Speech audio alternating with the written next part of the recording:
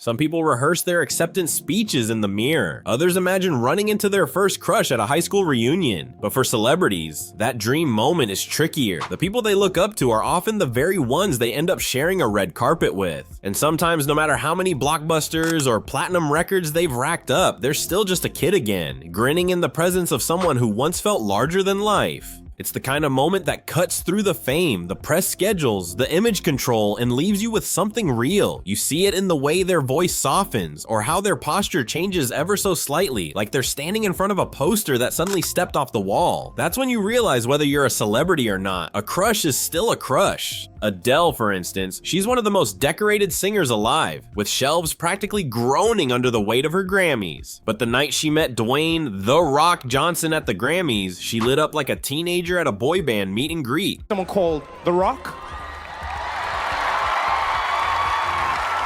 Adele meet The Rock meet Adele. First time ever.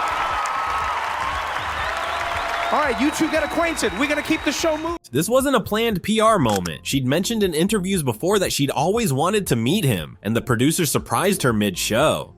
Adele once admitted to crushing on Dwayne "The Rock" Johnson. Someone I've never met that I think I would actually cry. Who? Is The Rock, but I know he goes by Dwayne Johnson now. No, wait, I was the biggest wrestling fan when I was young. Second he walked toward her, that big rock smiled in full force. She didn't play it cool, not even a little. She covered her face, laughed that unmistakable Adele laugh, and reached out like she wasn't sure if she was allowed to actually touch him. You could see it for all her star power. In that instant, she was just someone finally meeting the person she'd secretly adored for years. And somehow that made her even more relatable. Now picture this, you're at the peak of your career, you've just won an Academy Award, the whole room is watching, cameras are flashing, and the person handing you that trophy? Leonardo DiCaprio. That was Emma Stone's actual life. She grew up fangirling over Leo, posters, daydreams, Titanic on repeat. So when she locked eyes with him during that Oscar moment, you could see the 12-year-old version of her screaming in the background.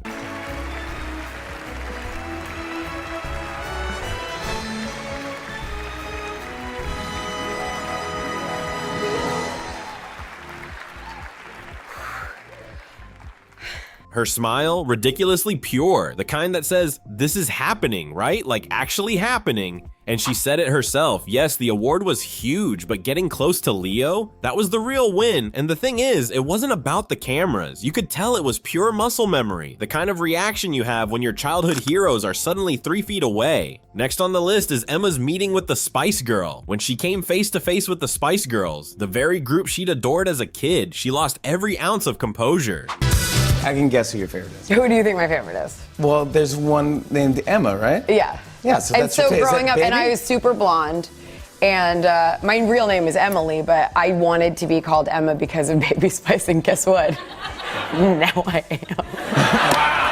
Wow. So that's like pretty messed up. This wasn't a polite smile and shake hands moment. She squealed. She covered her mouth. She leaned forward like she might actually burst into tears. She told them through a shaky laugh how she'd been obsessed with them growing up, how she even adopted her nickname Baby Spice in school. Watching her, you didn't see an Academy Award-winning actress. You saw the girl who once plastered her bedroom walls with their posters and danced around to Wannabe in pajamas. Keanu Reeves is famously laid back. The kind of person who could bump into a head of state and still act like they were just two people waiting for coffee. But even he had a moment of genuine awe when he met Dolly Parton. Is it true that the woman who designed this is Keanu Reeves' mom? Yes, she did a lot of sewing for me. She did a lot of my clothes, but I remember Keanu when he was just little. You do? And she would bring him over to my house when we were fitting, or when I would go to the shop where she worked.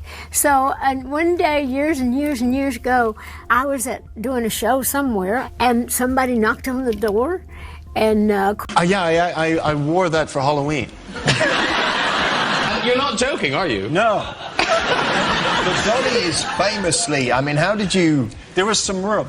Right, yeah. Dolly Parton shares a moment as she recalls meeting Keanu. Keanu's admiration for her wasn't some casual respect. He grew up with her music in the background, her voice and larger-than-life personality woven into his early memories. When they finally met, his usual calm broke just a little, his smile lingered longer, his eyes softened, and you could see that flicker of, wow, this is actually happening.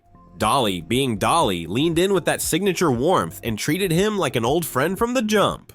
The image of stoic, effortlessly cool Keanu turning into someone quietly starstruck is a reminder that even the most unflappable among us have those moments where the room feels smaller and the air feels thicker. And then there's Billie Eilish, possibly the most relatable of all. Before she became Billie, she was just a believer with Justin Bieber posters taped above her bed. She said she kissed those posters every night before sleeping. That's real. That's not PR, but real raw fangirl devotion. So when Justin surprised her at Coachella, she broke down, full sobbing, couldn't hold it in. They hugged like long-lost soulmates, and everyone around just stood there like, okay, this is too pure for words.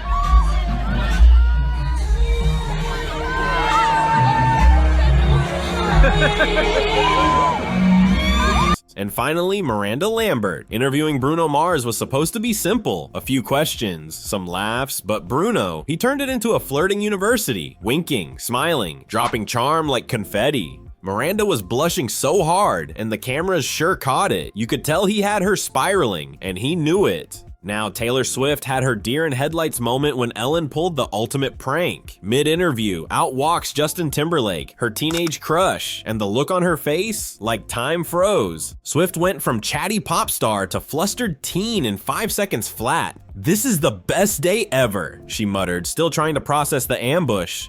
Meanwhile, Ellen's just sitting there, loving the chaos. And Kristen Bell didn't even need a full surprise to spiral. All it took was Jason Momoa's hand on her shoulder and her brain just glitched. She called it an honor and then started physically swaying like Aquaman had cast a spell. You could see it in her eyes, pure, I can't believe this is real energy. Now let's flip the coin. Not every celeb crush moment goes according to plan. Poor Kesha just wanted to hug Jerry Seinfeld. She walked up, heart in hand, smile wide, and he shut it down 3 times. No thanks, no thanks, no thanks. Rejection never sounded so polite and brutal. It was the kind of moment that hurts to watch, but is also kind of iconic in its awkwardness. Like anytime you want to charge up your phone, you just plug it in. Because it's hard to just sleep when you're tired, because people are tired most of the time. I love you so much. Oh, thanks. Can I give you a hug? No, thanks. Please? No, thanks. A little one. Yeah, no, thanks. Oh. That was a nice moment. I don't know who that was. Yeah, it was Kesha. Okay. Well, I wish you the best.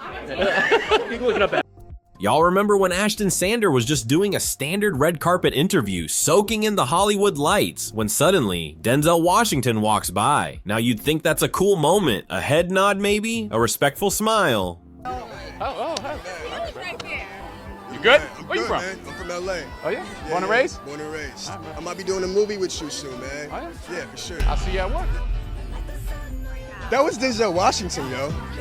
Okay, so y'all got all of this on camera? Like, that's crazy. Nope, Denzel's wife clocked Ashton first, recognized the rising talent, and made the whole thing happen. Good performance, Denzel said. Ashton, he's trying to act normal, thanking him, saying he's from LA. Meanwhile, his soul is probably doing backflips. He even tells Denzel, I might be doing a movie with you soon.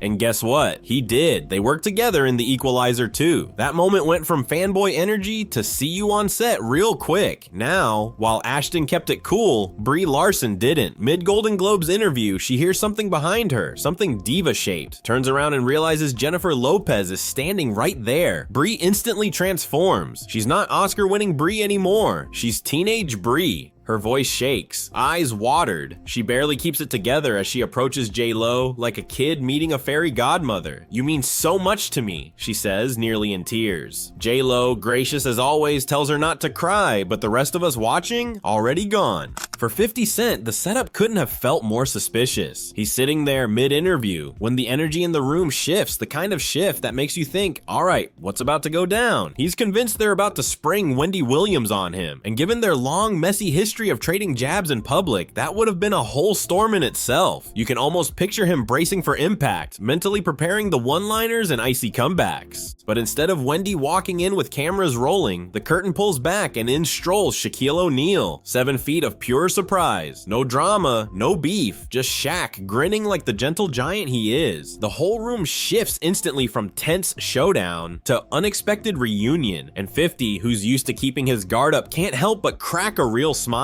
It's one of those moments that flips the script completely, catching him off guard in the best way possible. And Fifth, who is usually the most unbothered man on earth, legit struggles to stay cool. "I'm trying to stay chill," he said, but you can see it, the smile creeping in, the respect. Because sometimes, even tough guys have idols. As long as it's not Wendy Williams. Chilling, man. Was he good? Wait, hold on a second. Wait a second. What did you say when he walked through? I said, as long as it's not Wendy Williams.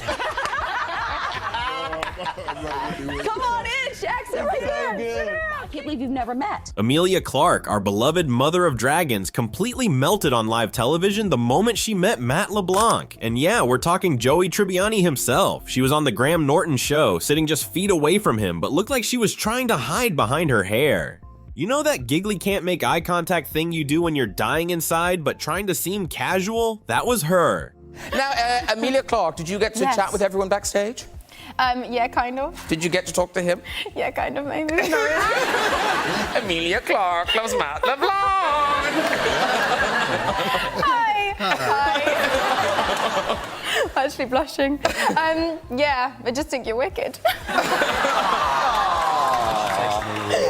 And just when it couldn't get any more adorable, she asked him to say the line, "You know the one, how you doing?" He said it, and she nearly exploded. Emilia turned into a puddle right there on the couch. It was like Daenerys Targaryen met Joey from Friends, and all her queenly power just evaporated. Back in 2018, Cheryl was sitting beside Michael B. Jordan on the Graham Norton show, trying so hard to keep her crush under wraps. Meanwhile, Michael, completely unaware, like zero clue, she's giggling, twirling her hair, throwing glances, he's just vibing. The tension was so real and painfully one-sided. Watching her spiral internally while he casually sipped his drink, low-key heartbreaking. Now, if we're handing out medals for courage, Sebastian Stan deserves one. Man came face to face with his longtime crush, Sharon Stone, and just went for it. No hesitation. Told her she'd been in his head for 15 years, said she looked amazing, and then, because this was a movie, Stone flirted right back. They joked about vampires, dating in Romania, neck biting. It was wild. At one point, Sebastian literally turned red, like fully flushed. Confidence on 100, then boom chicken mode activated. These moments just prove it. Doesn't matter how rich or famous you are, meeting your crush hits everybody the same. Awkward, magical, and unforgettable. Which one had you grinning the most? Who would you completely lose it over if you met them? Drop your favorite moment in the comments, and while you are still here, hit that like and subscribe button, and click this next video. It's packed with even more wild celeb encounters you won't want to miss.